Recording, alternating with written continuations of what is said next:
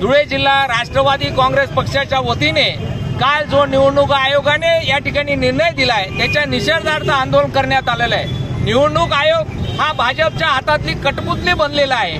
मोदी, शाह, फडणवीस आणि पवार यांच्या मिलीभगत आणि षडयंत्राने हा पक्ष चोरण्याचं काम या ठिकाणी झालेलं आहे। सर्वसामान्य महाराष्ट्राच्या जनतेला माहित आहे की राष्ट्रवादी काँग्रेस पक्ष कोणाचा आहे, त्याचे संस्थापक कोण आहे, एवढं सुद्धा माहित असताना सुद्धा या ठिकाणी धोकेबाजपणाने निवडणूक आयोगाने निर्णय घेतलेला आहे। याचा निषेध आम्ही राष्ट्रवादी काँग्रेस पक्षाच्या वतीने करतो।